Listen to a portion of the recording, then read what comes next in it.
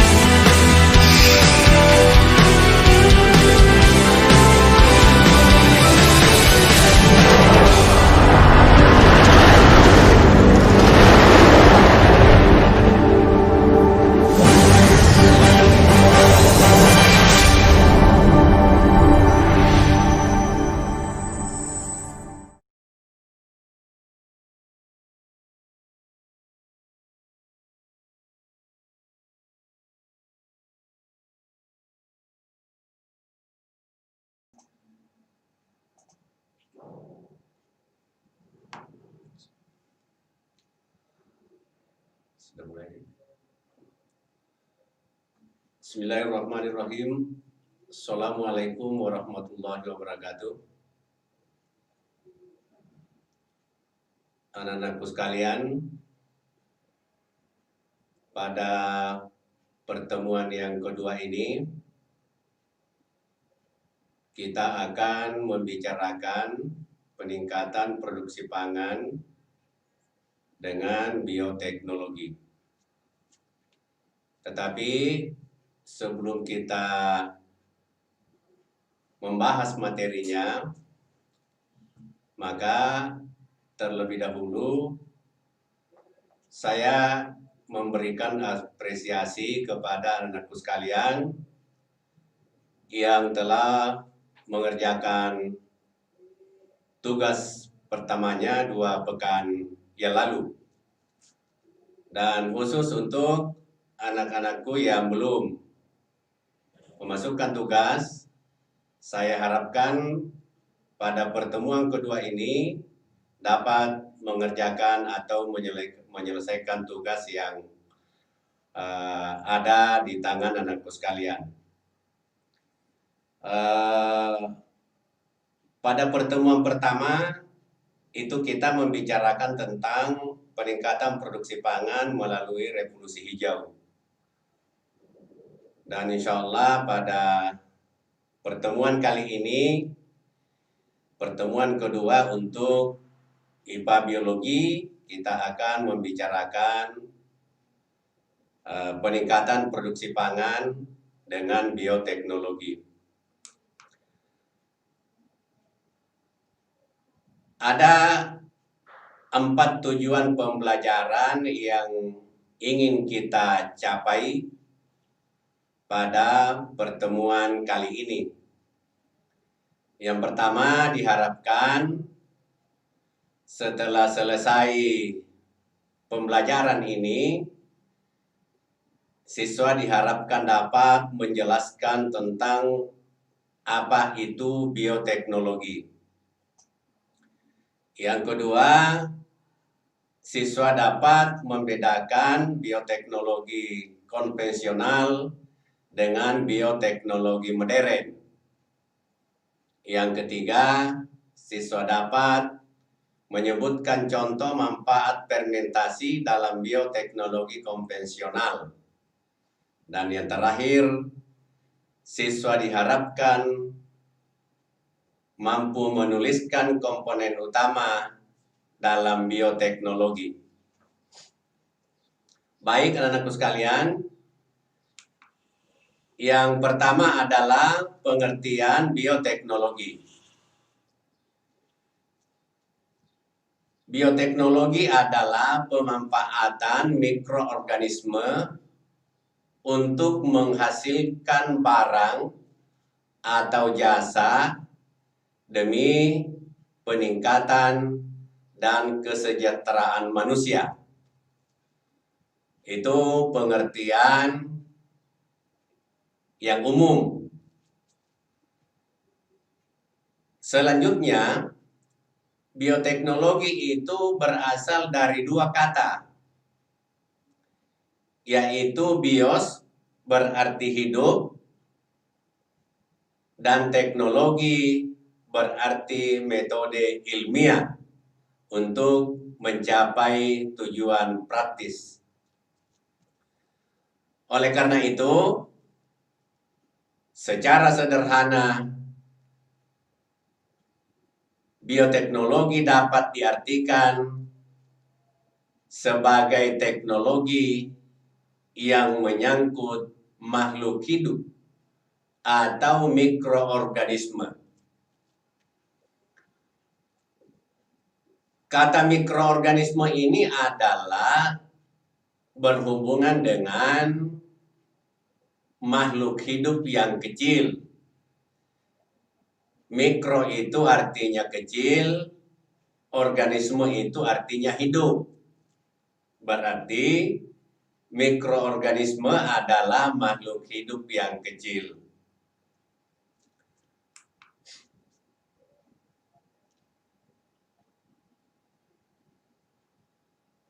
Selanjutnya,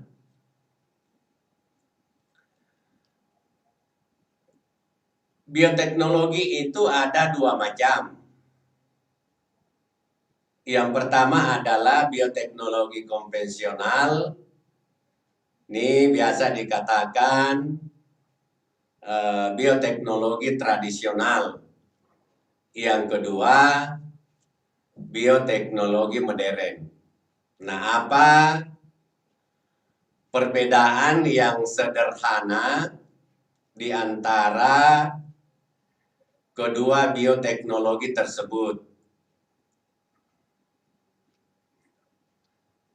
Ada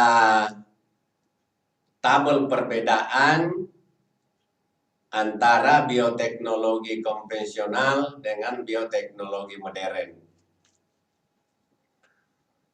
Yang pertama, untuk bioteknologi konvensional itu adalah proses pembuatannya dilakukan secara tradisional. Biasa dikatakan proses itu adalah turun-temurun dari nenek moyang kita. Sedangkan untuk bioteknologi modern itu proses pembuatannya sudah menggunakan metode ilmiah atau ilmu. Jadi perbedaan yang pertama, konvensional belum memanfaatkan ilmu, sedangkan yang modern itu sudah memanfaatkan ilmu pengetahuan atau metode ilmiah. Ingat, pada pelajaran terdahulu di kelas 7 ada itu langkah-langkah metode ilmiah. Langkah-langkah kalau orang mau bekerja secara ilmiah, itu minimal ada 6 langkah.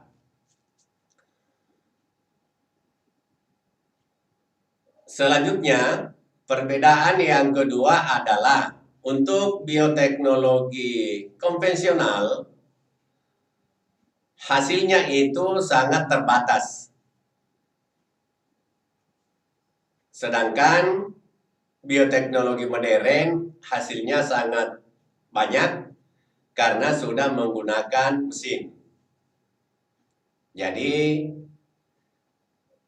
kenapa bioteknologi konvensional itu masih sangat terbatas? Oleh karena pelaku-pelaku daripada pembuat ini belum memiliki mesin-mesin pendingin, sehingga nanti kalau hasilnya banyak, maka bisa rusak. Jadi mereka memang memproduksi, diusahakan yang dibuat hari ini bisa terjual semua. Karena kalau dia disimpan tanpa mesin pendingin, itu akan rusak. Nah, sementara yang bioteknologi modern itu, kenapa hasilnya sangat banyak? Oleh karena pelaku-pelaku daripada orang-orang ini sudah menggunakan mesin-mesin pendingin. Artinya mereka bisa, kalau tidak laku hari ini, mereka bisa simpan dalam mesin pendingin. Itu adalah perbedaannya.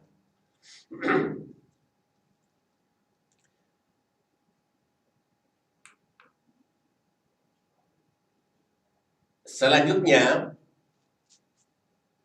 tujuan yang ketiga adalah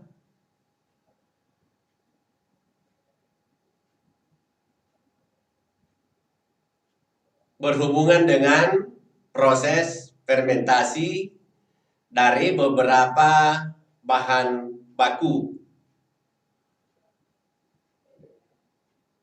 Perlu diketahui bahwa fermentasi itu adalah proses pernapasan tanpa menggunakan O2.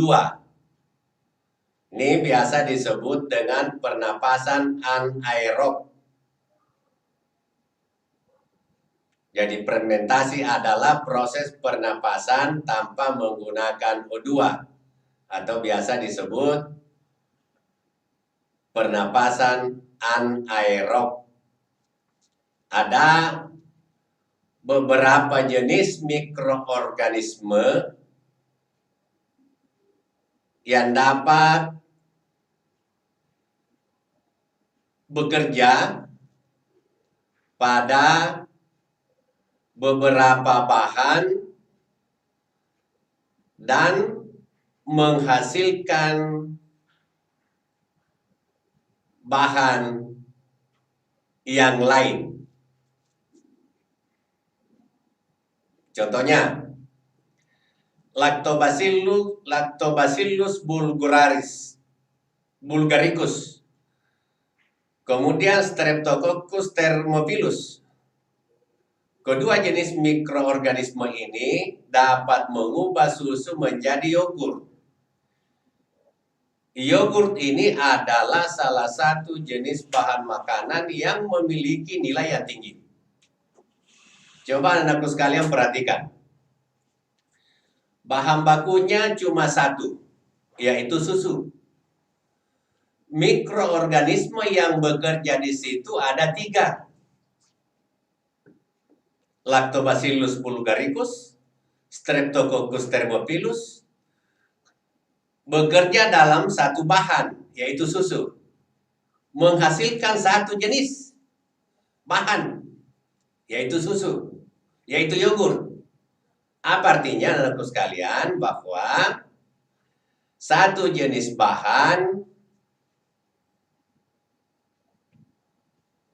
bekerja 2 jenis mikroorganisme dapat menghasilkan satu jenis bahan. Yang kedua, Streptococcus cremoris dapat mengubah susu menjadi keju. Jadi susu menjadi keju. Tadi yang pertama susu menjadi yogurt. Keju juga merupakan bahan makanan yang bernilai gizi tinggi. Proses ini juga dilakukan oleh mikroorganisme. Nah, apa itu Streptococcus cremoris? Apa itu Lactobacillus bulgaricus? Apa itu Streptococcus thermophilus? Ini adalah sebenarnya termasuk jenis-jenis jamur. Jenis jamur, tapi dia dalam kelompok mikroorganisme. Ingat, tadi Bapak sudah sampaikan, mikroorganisme, mikro itu kecil, organisme itu makhluk hidup. Jadi dia makhluk hidup yang kecil, bisa diamati dengan menggunakan alat bantu, melalui mikroskop juga bisa, melalui juga loop bisa. Nah itu, jadi begitu anak-anakku sekalian mendengarkan orang mengucapkan kata mikroorganisme, maka yang dimaksud itu adalah makhluk hidup. Tapi dia sifatnya kecil. Jadi makro ada mikro. Makroorganisme berarti yang dapat diindra, dapat dilihat dengan mata kita sendiri. Mikronya itu dapat dilihat tapi harus menggunakan alat bantu. Nah, contoh yang ketiga adalah Penicillium regoforti, mengubah susu menjadi keju. Nah, coba diperhatikan ini, ya. Streptococcus cremoris, Penicillium regoforti, dua jenis mikroorganisme, bahannya satu, hasilnya satu. Artinya apa? Satu bahan makanan bisa dirubah oleh dua jenis mikroorganisme dan menghasilkan satu bahan makanan. Bapak ulangi, satu jenis bahan diolah oleh dua jenis mikroorganisme menghasilkan satu jenis. Jadi, ini kalau perhatikan itu ya. Saya pikir sudah cukup jelas itu. Ya, Streptococcus cremoris, kemudian Penicillium regoforti. Ini juga jamur ini, Penicillium ini, jamur. Yang terakhir, Lactobacillus casei dapat mengubah susu menjadi Yakult.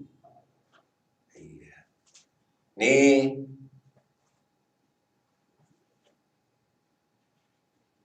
minuman yang bernilai gizi tinggi yang banyak diedar-edarkan itu melalui pelaku-pelakunya, dan umumnya adalah Yakult ini berhubungan dengan proses pencernaan.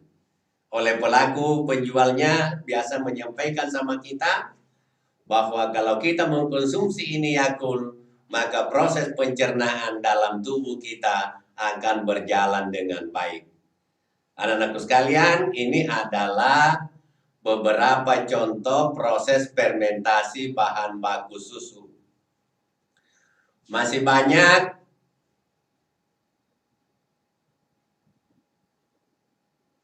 yang lain, misalnya kedelai.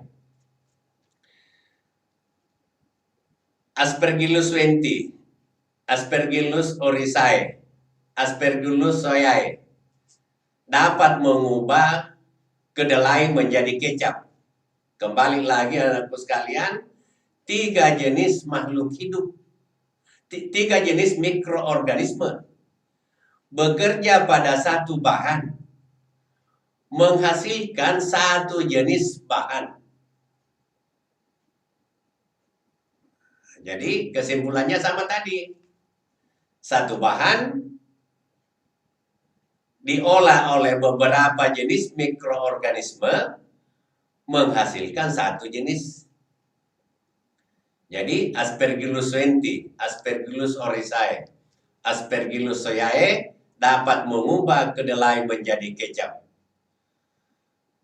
Selanjutnya, Rhizopus oryzae dapat mengubah kedelai menjadi tempe. Jadi satu jenis bahan bisa menghasilkan lebih dari satu jenis bahan makanan. Kecap, tempe, bahannya satu. Tapi bekerja mikroorganisme lain. Untuk tempe, mikroorganismenya adalah Rhizopus oryzae, sedangkan kecap Aspergillus wenti, Aspergillus oryzae, dan Aspergillus soyae. Kemudian yang berikutnya, Rhizopus oligosporus dapat mengubah kedelai menjadi tauco. Nah ini untuk bahan kedelai. bahan-bahan berikutnya untuk konvensional ini Bapak mengharapkan masih banyak itu di dalam buku paketnya, sehingga Bapak mengharapkan dapat membaca buku paket itu untuk menambah pengetahuan anakku sekalian. Ingat, keberhasilan anak-anakku sekalian sangat ditentukan oleh anak-anakku sekalian, bukan ditentukan oleh gurunya. Jadi banyak membaca. Yang terakhir adalah komponen utama bioteknologi. Ada 3. Sebenarnya yang 3 ini sudah tercakup dari pembicaraan kita tadi. Harus ada bahan. Bahannya tadi itu adalah susu. Bahannya tadi itu adalah kedelai. Itu bahan itu. Kemudian harus ada mikroorganismenya. Tadi sudah banyak mikroorganisme yang kita sudah sebut. Kemudian yang ketiga harus ada hasil. Hasilnya tadi bisa yogurt, bisa tempe, bisa tacau. Semua hasil itu berhubungan dengan peningkatan kesejahteraan manusia. Ingat pengertian bioteknologi tadi. Nah, sekarang ada contoh. Bahannya adalah kedelai, mikroorganisme yang bekerja adalah Aspergillus venti, hasilnya adalah kecap. Jadi 3 komponen.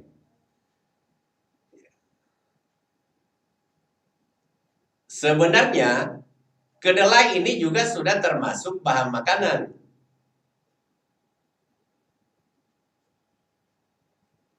Kecap juga sudah termasuk bahan.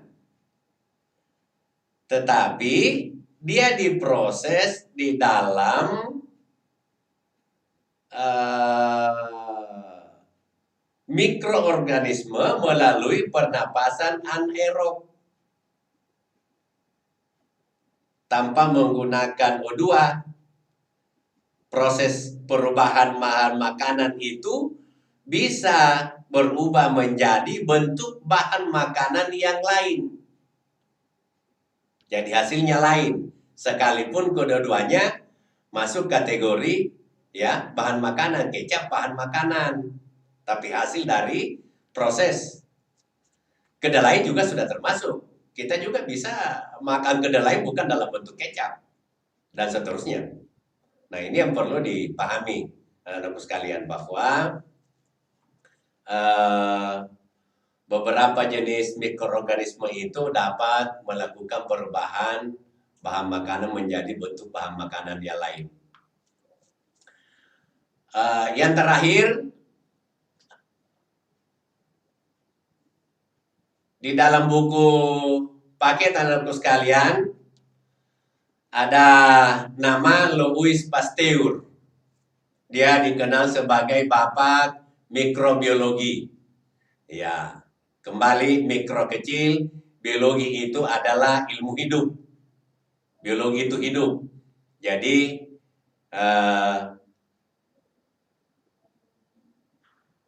makhluk hidup yang kecil. Ia mengemukakan bahwa mikrobiologi itu makhluk hidup yang baik atau mikroorganisme. Umumnya dapat hidup di udara. Ya. Jadi di udara ini sangat banyak mikroorganisme. Menurut Louis Pasteur, mikroorganisme ini dapat dipisah-pisahkan. Dia dapat dipelihara, dapat berkembang biak, dan dapat dikontrol sehingga tidak merugikan manusia. Ya. Bukan berarti bahwa mikroorganisme itu tidak ada yang merugikan. Ya. Tetapi kalau kita ikuti ini pemahamannya Louis Pasteur, insya Allah kita bisa terhindar dari penyakit-penyakit mikroorganisme. Selanjutnya, Louis Pasteur juga dikenal dengan slogan yang berbunyi. Nah, ini yang tidak ada di dalam buku paket kalian, tetapi ada kaitannya dengan yang di atas, ada kaitannya dengan makhluk hidup. Dia dikenal dengan slogan Omne Vivum Ex Ovo, yang berarti makhluk hidup atau kehidupan itu berasal dari telur. Ingat, ini ilmu. Ya, ini ilmu pengetahuan. Yang kedua, kalimat yang kedua, Omne Vivum Ex Vivo.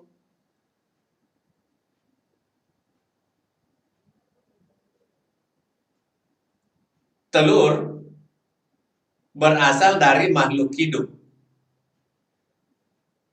Oh, ini salah.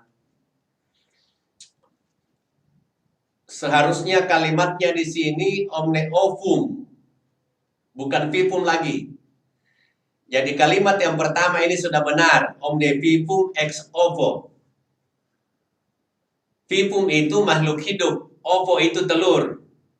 Jadi kehidupan atau makhluk hidup berasal dari telur.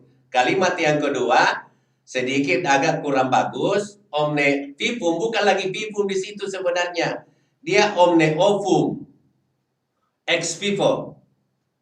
Ovum itu telur. Jadi omne ovum ex vivo.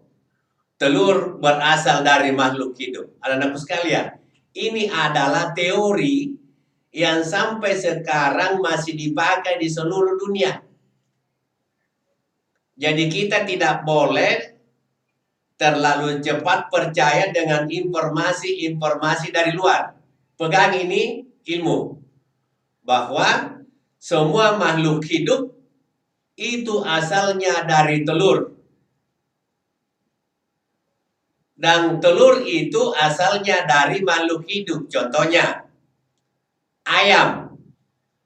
Ada anak ayam karena ada telur. Telur itu mengandung anak ayam. Tetapi jangan dibalik kalimatnya. Kalimat yang pertama adalah omne vivum ex ovo. Makhluk hidup berasal dari telur. Jadi makhluk hidupnya ayam, ayam itu berasal dari telur. Jadi kalau ditanya, mana yang duluan? Tentu yang duluan adalah telur. Makhluk hidup berasal dari telur. Kemudian berikutnya omne ovum ex vivo. Telur berasal dari ayam. Nah, kalau ini yang kita diskusikan tidak mengembalikan kepada ilmu ini, teori ini, sampai dunia kiamat kita tidak mungkin bisa menyelesaikan itu permasalahan.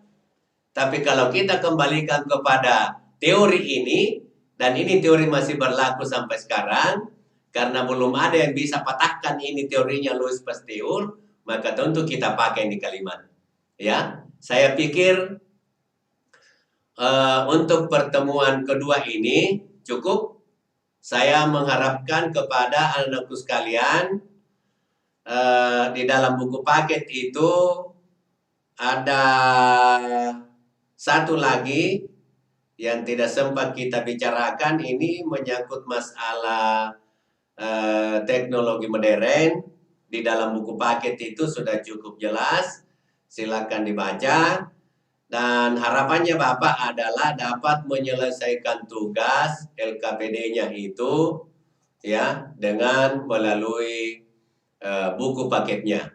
Dan Bapak mengucapkan terima kasih banyak atas perhatian anakku sekalian.